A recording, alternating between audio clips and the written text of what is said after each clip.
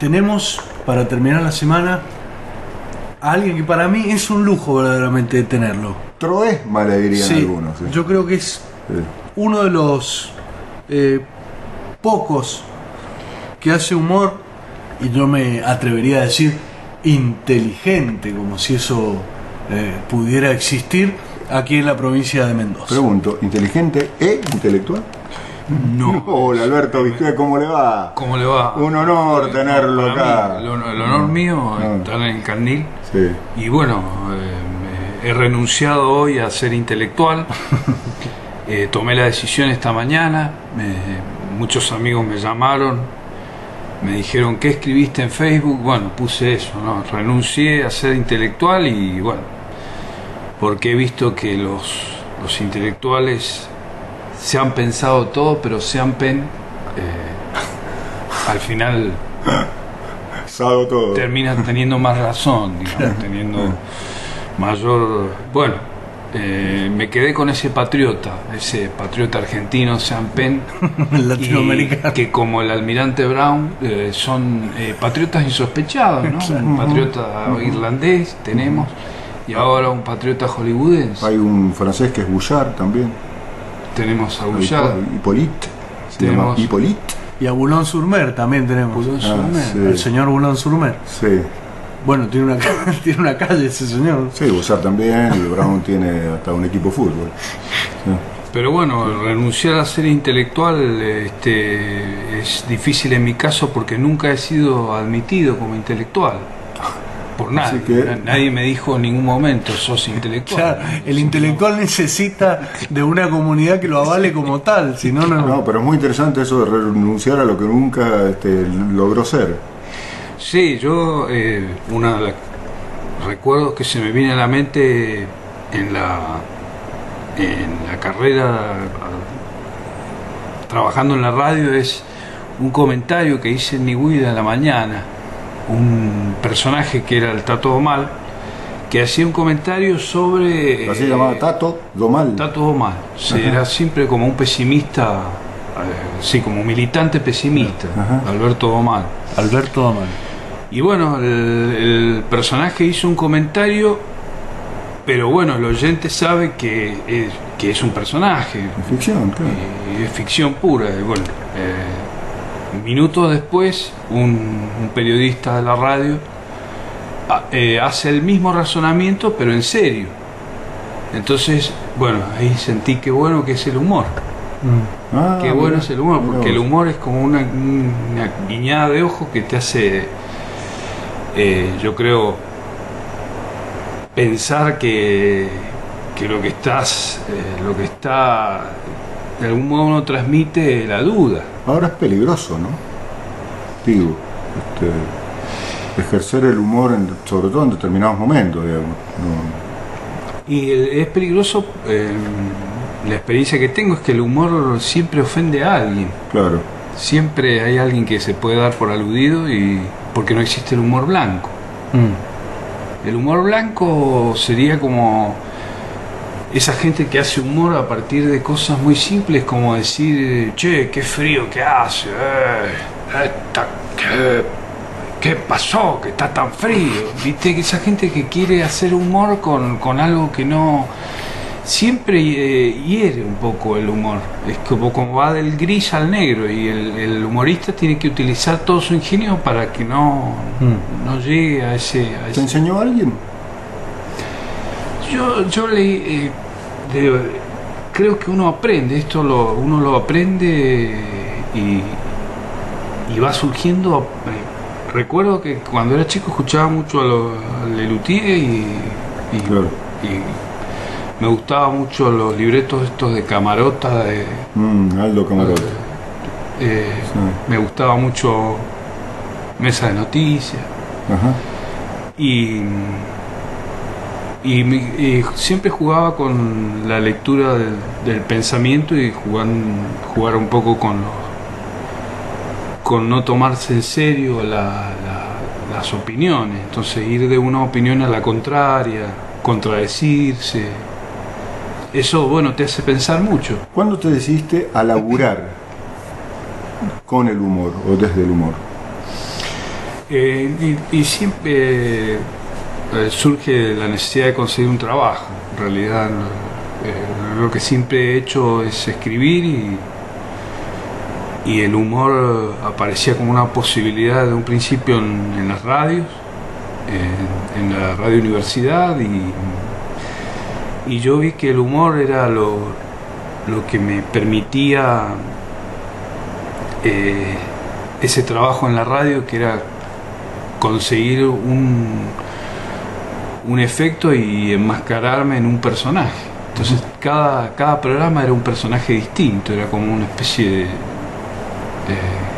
como seudónimo, pero después cada personaje iba tomando forma poco a poco, cuando iba recuperando algún personaje que ya había hecho y se iba transformando iba teniendo como su personalidad. Son muchos años, ¿no? Alberto, haciendo esto, y esto me da la posibilidad de preguntarte si, según tu visión, la sociedad mendocina, uno no puede ser tan abarcativo porque, digamos, la sociedad mendocina no sé si es la misma la de San Rafael que la de acá, digamos, ¿no? Pero por lo menos en los ámbitos donde nos movemos, tiene poros es porosa para recibir humor, tu humor por lo menos. Yo creo que por el tipo de humor que he hecho siempre he estado bastante protegido, porque quizá inconscientemente lo he intentado, enmascarándome, he intentado protegerme de la agresividad, porque en realidad no tengo mucha tolerancia y opto por evitar esa reacción. Uh-huh. Pero el humor que hacía siempre era un poco, los personajes que hago siempre tienen una mezcla de ancianidad e infantilidad, una mezcla de anciano los extremos. Sí, como los dos extremos vitales. Entonces, bueno, salvo cuando haga en algunos casos en los que ha aparecido algún humor un poco anticlerical, por ejemplo, puede haber alguna reacción, pero en general siempre ha sido respetuoso y generalmente funciona muy bien el personaje, porque en realidad el oyente sabe que no soy yo el que lo dice y no queda mucha duda. Me parece que lo que he hecho nunca ha sido muy provocador, muy explícito, digamos. Muy explícito, ha sido como un intento de que el oyente piense sobre lo que estaba yo razonando, ¿no? Sobre esos juegos mentales. ¿Y qué diferencia vos pensás que hay, si es que pensás que hay alguna, entre determinados artistas que se dedican al humor a un determinado tipo de humor, como por ejemplo, para poner un ejemplo paradigmático, los Cumpas o el trío Buena Onda, el dúo Buena Onda, lo que fuere, y vos? No sé si los has visto, si... Lo que pasa es que, bueno, en ese caso yo juego mucho con la contradicción entre la seriedad del discurso y el humor, uh-huh, como una especie de pimienta. El significado de esa seriedad. Claro. Vendría siendo el humor como una especie de condimento que yo le estoy agregando a un pensamiento, uh-huh, que se contradice a sí mismo. En general, con el tiempo uno después empieza a desarrollar cierta idea clara sobre las cosas, ¿no? Uh-huh. Por ejemplo, las convicciones políticas se van fortaleciendo pero en general en Mendoza lo que he visto es que hay gente que opta por un humor puro, es decir, un humor de entretenimiento puro, y lo que hago yo tiene su espacio, uh-huh, un pequeño espacio que es una mezcla de reflexión donde uno también tiene mucha libertad para jugar con ideas. ¿Y para quién haces el chiste? ¿Para vos? ¿O tenés como una especie de oyente ideal en el que estás pensando y decís, con este chiste se va a reír toda la gente que me vino a ver? ¿O necesitas que el chiste te haga reír a vos? ¿O hay chistes, por ejemplo, que a vos mismo no te hacen reír, pero sabés que al oyente o a la persona que te fue a ver le va a hacer reír? Esa es buena pregunta, Y sí, creo que uno, sobre todo en la experiencia de hacer el humor en vivo, uno va descubriendo la reacción del público. Y también va uno creando su clientela, porque hay gente que definitivamente no le interesa el humor que hago yo, ¿no? Es, el tipo de humor. Yo no sé bien, habría que analizar qué tipo de recursos utilizo, ¿no? Por ejemplo, mucho el juego del, no sé si se llama anagramático, el juego con el sonido de las palabras, por ejemplo, decir el riesgo armando el mar asoma. Entonces hago un diálogo con Neptuno y entonces él me dice el riesgo armando el mar asoma. Entonces a partir de eso puedo crear todo un juego con Dios, ¿no? ¿Alguna vez alguna vez vos te has preguntado o se te ha ocurrido la idea de que, por ejemplo, algunas personas que te van a ver entienden la mitad de los chistes, pero de la otra mitad se ríen para no quedar mal? Yo pienso que es posible, pero como ha surgido también en mi experiencia personal, fue algo accidental que yo viniera a la radio y me pareció que era la única forma. En realidad fue un trabajo que conseguí. Siempre han sido trabajos bastante precarios, así que nunca he tenido un trabajo así de sueldo. Pero yo me he empeñado, me he obstinado en eso porque me gusta mucho el pensamiento, y el humor es como un condimento que me parece muy, muy, muy bueno para la vida y para el mismo pensamiento en general. Pero ha sido siempre un accidente, entonces nunca estaba planificado. Incluso subir al escenario también fue una necesidad laboral, no quería, yo era muy tímido. Ahí va, porque has estado hablando vos sobre todo de tu experiencia en radio y de ese oyente imaginario que se fue formando en tantos años de radio, que vos fuiste formando o que te fuiste formando. Pero es distinta, van tres signos de pregunta, ¿es distinta la situación cuando estás en un escenario, cuando estás en Los Dos Amigos? Seguís ahí, ¿no?